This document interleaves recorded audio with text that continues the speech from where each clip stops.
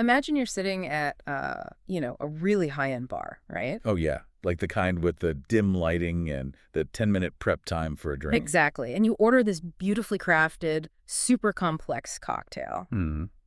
The bartender finishes it off by expressing a little twist of orange peel over the glass, or maybe they, garnish it with a sprig of rosemary. Right. The classic finishing touch. Yeah. And for your whole life, you've understood that garnish is just a nice aroma, a little treat for the senses before you take a sip. Sure, just presentation. But what if the tiny aromatic oils Yeah. from that garnish were actually the main active ingredient altering your state of mind, and the alcohol was just the delivery system? I mean, that completely flips your baseline understanding of what a flavor profile actually is. It really does. Because we've historically relegated these compounds strictly to, the fragrance or the culinary departments. Right. And that is exactly the core mission of today's deep dive. Welcome, everyone. We are looking at a fundamental paradigm shift being driven by an Israel-based company called Eybna. Yeah, Eybna's doing some wild stuff. They really are. We're examining a stack of their B2B product catalogs, white papers, and technical brochures to see how the future of wellness and consumable products is moving aggressively away from just smelling good. Right, and moving toward precision-engineered mind state control. Exactly. Eybna is treating terpenes not as aromatic novelties, but as data-driven, highly functional biological software. Which is a huge leap. To really grasp what they're doing, we have to move past the traditional entourage effect. Right, that older concept. Yeah. For years, the botanical and wellness industries have leaned on this somewhat vague concept that all the natural compounds in a plant work together synergistically. Like a biological black box. Exactly. You extract the whole plant, consume it, and basically just hope the natural ratios do what you want them to do. But Eybna is taking a much more clinical, deconstructive approach. Well, they are actually re-engineering botanicals to specifically map to and trigger exact receptor targets in the human body. Okay, let's unpack this. Because if you look at how wellness brands have historically formulated products, terpenes are almost always just, food-grade additives. Right. They're mostly just for scent. Yeah. They are GRAS, generally recognized as safe.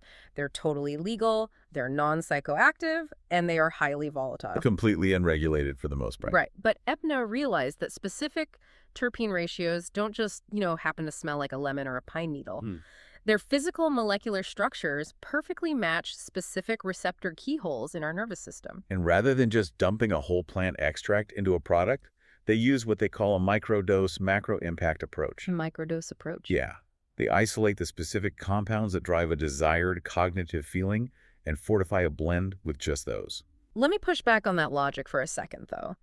If a brand wants the effect of a famous botanical profile, say a cannabis strain like Jack Herer, which is, famous for clarity and focus. Right, very famous. Why wouldn't they just extract more of the active plant? What is the actual advantage of this microdose approach where they only add 1 to 3% of these specific functional terpenes? Well, because more volume doesn't equal more precision. Oh, interesting. Yeah, if you just extract more of the whole plant, you're amplifying hundreds of competing compounds all at once. Oh, I see. Some might cause drowsiness while others cause alertness. They basically cancel each other out. So instead of just turning up the master volume on a famous strain like Jack Herer, Exactly. Eybna is acting almost like an audio engineer, isolating the exact frequency for clarity and boosting just that slider. It's a perfect analogy.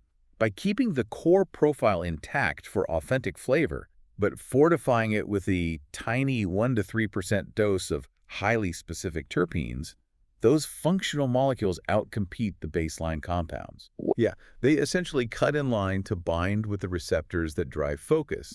And consumers want that reliable, measurable effect, not just a placebo scent. That makes a lot of sense. But claiming you can manipulate these invisible neurological sliders is one thing. How are they actually mapping out these invisible pathways? That's where it gets really technical. Right, which brings us to their phytochemical tech stack.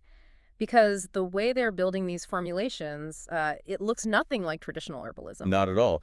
I mean, they are utilizing tools that you typically only see in multi-billion-dollar pharmaceutical laboratories. Really? Yeah. The foundation of the methodology is high-throughput screening, or HTS. HTS, okay. It's a drug discovery technique that allows their scientists to rapidly and simultaneously evaluate thousands of different terpene combinations against very specific biological receptors. So is this essentially throwing biological spaghetti at a wall, but using a supercomputer to do it a million times a second until something sticks? Huh. Well, if we connect this to the bigger picture, it is infinitely more calculated than just trial and error. Okay, fair enough. Before they even step foot in a physical lab to test those combinations, they rely heavily on in silico modeling. In silico, meaning in a computer. Exactly. This involves using AI and computational simulations to predict exactly how the 3D atomic structure of a specific terpene will physically interact with a targeted receptor protein. Oh, wow. So they're bypassing the guesswork of traditional herbalism completely. Completely. They use a proprietary database, which is actually the world's largest, containing biological data on over 500 different phytochemicals. That's massive. It is. And they can simulate how these molecules fold, how they bind and interact on a subcellular level, pre-selecting the absolute best candidates before doing any physical tests. But wait, there's a massive biological leap between a computer simulation and human digestion, right? Sure. If a consumer eats a gummy or drinks a seltzer with these engineered terpenes, how are these delicate flavor molecules surviving the harsh environment of stomach acid? It's a valid question. Or bypassing the liver's first-pass metabolism to actually reach these receptors in the brain. Well, that is the brilliant part of utilizing terpenes. They are highly lipophilic. Which... It means they are fat-soluble, and their molecular weight is incredibly low. Ah. Because of this, they are uniquely equipped to easily slip right through the lipid bilayer of the blood-brain barrier. No way. Yeah. So while a lot of larger, clunkier synthetic molecules get destroyed by the digestive tract or blocked from entering the brain, these specific botanical compounds naturally cross over and lock right into the central nervous system's receptors. And the targets they are locking into are wild. Oh, absolutely. Once you understand that these tiny molecules easily cross the blood-brain barrier, their functional catalog suddenly reads less like a flavor menu and more like, well, a pharmacological hit list. Yes, exactly. Let's look at the actual neurological gas pedals and brakes they're targeting. The 5-HT3 receptor really stands out in the source material. Yeah, the 5-HT3 receptor is a major player in the serotonergic system. It's heavily associated with high-level cognitive functions. Like what? We're talking about sharp focus, accelerated learning, memory retention, and lateral creativity. Wait a minute. Yeah. The sources say 5-HT3 is the exact receptor known to be activated by psilocybin, Yes, it is. as in magic mushrooms. Right. Are they essentially finding a regulatory loophole to put psychedelics into commercial flavor blends to get that creativity spike? What's fascinating here is that the answer is absolutely no. Really? Yeah, there are absolutely no psychedelics and no cannabinoids in these specific botanical blends. Then how does it work? What Eybna's AI modeling discovered is how to use everyday, food-grade botanical compounds to gently trigger that exact same cognitive pathway. Just using normal terpenes. Exactly. They aren't using full agonists that overwhelm their receptor and cause hallucinations like psilocybin does. Oh, thank goodness. Right. They're using precise terpenes that act as partial agonists or allosteric modulators. They gently stimulate the 5-HT3 receptor so you get the razor-sharp focus and the creativity boost, entirely bypassing the legal hurdles and the psychoactive fog of a drug. So they're literally selling bottled legal receptor activation. They really are. I saw they priced that specific 5-HT3 formulation at $540 for a 50 milliliter bottle for brands. It's premium stuff. So if 5-HT3 is the cognitive gas pedal, how are they engineering the neurological brakes? Let's look at the GABA receptors, specifically GABA 232 and 332. Yeah, the GABAergic system is essentially the body's central braking mechanism. Okay. It regulates anxiety, it downregulates stress, and promotes deep muscle relaxation. Which usually requires heady meds, right? Historically, yes. If you wanted to reliably activate those specific GABA targets, you had to use heavy-hitting pharmaceutical drugs. We're talking about sedatives like Zolpidem. Oh, like Ambien. Exactly, which is highly prescribed for sleep induction. Yeah. Or barbiturates. But Eybna is mapping those exact same GABA targets and hitting them with completely natural terpenes. Yes. They formulate blends for anxiolytic activity, meaning anxiety reduction and anti-spasm effects. And because they are using these precise botanical compounds instead of blunt force pharmaceuticals, they achieve the relaxation without causing heavy sedation or amnesia. You get the calm without being chemically knocked out. That's incredible. And they don't stop there. They are also isolating targets within the endocannabinoid system, completely independently of the cannabis plant itself. Give me an example. Take TRPV1, for example. This receptor regulates systemic inflammation, pain perception, and it acts as a gastroprotective agent. Okay. Normally, you'd see this pathway activated by CBD or even capsaicin, which is the active heat component in chili peppers. Wow. And they are even targeting the systems your morning coffee relies on. Oh, the A2A receptor. Yes, adenosine 2A. This pathway directly regulates your sleep-wake cycle and motor activity. Right. The A2A receptor is naturally inhibited by caffeine. Eybna is formulating highly specific terpenes that interact with the exact same system, but allowing formulators to dial in alertness without the jitters. It's so precise, and actually they have extensively mapped formulations targeting CB1 and CB2 receptors. Right, the classic cannabis targets. Exactly. CB1 is the central nervous system receptor that deeply aids in sleep and pain management, which is famously activated by THC. And CB2 operates more in the peripheral nervous system and is associated with profound anti-anxiety and anti-inflammatory properties, typically activated by CBD. But again, no cannabis used here. Nope. Eybna is recreating those highly sought-after systemic effects using incredibly precise, legally benign botanical blends. But here is the critical gap we have to cross. Okay. Claiming a specific botanical formulation targets the 5-HT3 receptor in an in silico computer simulation is impressive. Okay. But how do they prove that a consumer actually feels that specific activation when they drink a sparkling water or eat a gummy? Theoretical binding affinities don't mean much if the user just feels normal. That is where they separate themselves from traditional flavor houses. They demand physiological validation. How do they do that? They don't just rely on molecular modeling. They use electroencephalography, or EEG, to track real-time brainwave shifts in human subjects. So they're actively monitoring brainwaves. Yes. They physically monitor the electrical activity across different regions of the brain for 30 to 45 minutes after someone consumes the terpene blend to clinically validate how mood and cognition are being altered. So they have empirical proof of the brain entering different states. Exactly. The data they have on their 2 flagship functional products is pretty remarkable. Let's talk about the daytime one first. Right. The daytime profile is called First Light Beta 20 Hertz. Beta 20 hertz. Yeah. The EEG data validates that this specific formulation actively targets and increases beta brainwaves, specifically in the 13 to 30 hertz frequency range. And beta waves are the active ones. Biologically correlated with razor clarity, high alertness, and active problem solving.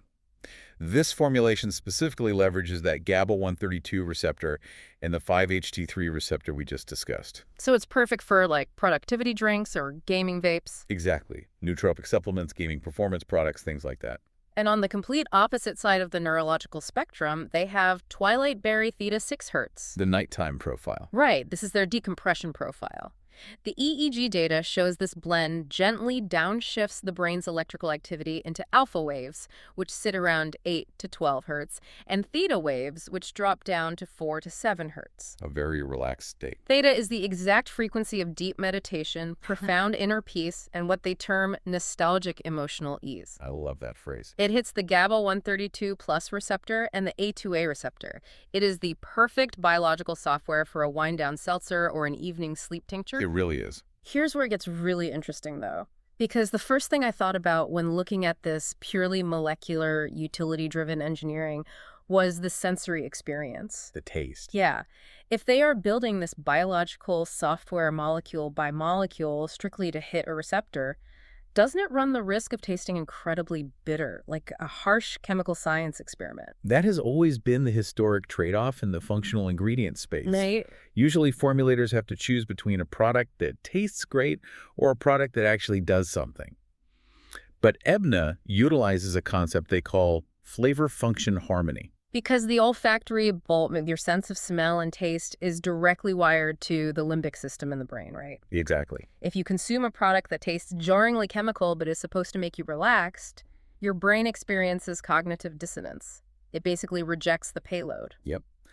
The flavor actually primes the brain for the molecule's specific effect. Oh, that makes total sense. So Eybna explicitly engineers these functional formulations to align legendary recognizable flavor profiles with the biological feeling. So they match the scent to the start of mind. Exactly. They use their technology to ensure the First Light Beta blend has a bright, crisp, citrusy snap that naturally complements the neurological feeling of waking up and being alert. And for the nighttime one.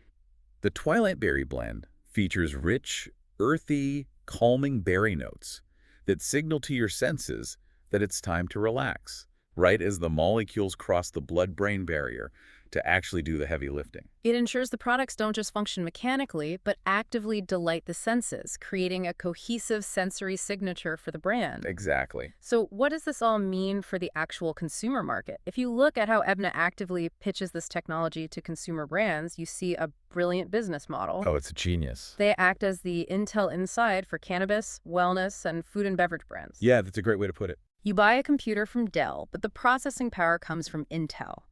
In this case, you buy a trendy focus gummy or a relaxation drink from a modern wellness brand, but the actual biological receptor activation is quietly engineered by Eybna. And for a global consumer brand, utilizing Eybna's formulations solves the most massive bottleneck in the industry, which is regulatory compliance. The legal headache. Navigating the legal landscape of THC, CBD, or synthetic pharmaceutical ingredients is an absolute nightmare for brands trying to scale internationally. Can't imagine. But because Eybna's formulations are meticulously derived from standard non-cannabis botanicals, they bypass all of that friction. Right. They are fully FDA compliant, EU compliant, GRAS certified, kosher, and FSSC 22000 certified. On paper, it is officially just a flavor additive. But neurologically, it is targeted receptor activation. And the dosing required is microscopic. Truly microscopic. This was my biggest aha moment in the research. Because these specific terpenes have such an incredibly high binding affinity for their target receptors, you just don't need volume. No, you really don't. For a solid food product, a brand only needs to use 0.1% to 0.5% by weight. Which is practically nothing. And for a beverage, it is staggeringly low, just 0.01% to 0.15%. That's the equivalent of dropping a single drop of liquid into an entire swimming pool, and the biological effect is still profound. Because of that sheer potency, the cost per serving for the manufacturer becomes virtually negligible. All right. But the impact on the consumer is immediate and measurable. Brands can put a product on a grocery store shelf and make scientifically backed claims about focus or sleep and actually deliver an effect that drives genuine repeat purchases. This raises an important question, though, regarding the future of consumer trust. What do you mean? Well, we are currently living in a wildly saturated wellness market. Every day there's a new trendy beverage claiming to skyrocket your energy or a new gummy promising to eradicate your stress. Oh, totally. The market is absolutely flooded with snake oil and empty promises. Right. But verifiable EEG data completely changes the competitive landscape. When a brand can point to actual clinical proof that their specific flavor profile definitively shifts human brainwaves into a theta state within 45 minutes, that becomes the ultimate competitive moat. It really does. They are providing biological certainty in an industry that has historically been built entirely on vague suggestions. They are essentially bridging the gap between cutting-edge pharmaceutical drug discovery and the everyday items you toss into your grocery cart. Yeah, that's exactly what they're doing. So to you, the listener, the next time you are standing in the checkout line and you impulsively grab one of those beautifully branded Focus gummies, or you crack open a wind-down seltzer after a long day at work, remember that you might not just be consuming a tasty treat. You might actually be experiencing a highly calculated, AI-modeled, EEG-tested, receptor-specific activation sequence. And it is all quietly, legally delivered to your brain via the flavor. It leaves you with a deeply provocative thought to mull over, honestly. Yeah. If scientists can now use multi-billion-dollar supercomputers to precisely map and trigger our brain's deepest receptors for highly specific emotional and cognitive states, like sheer creativity, deep nostalgia, or razor-sharp focus. Right. And they can do it using completely legal, natural, food-grade flavorings. What happens next? Exactly. What happens when every single consumable product we buy is quietly engineered to curate our exact state of mind? Are we moving toward a near future where we essentially shop for designer consciousness right in the beverage aisle of the local grocery store? Wow, it really makes you wonder if that aromatic garnish on your cocktail is ever just a garnish anymore. Thank you so much for joining us on this deep dive. We'll catch you on the next one.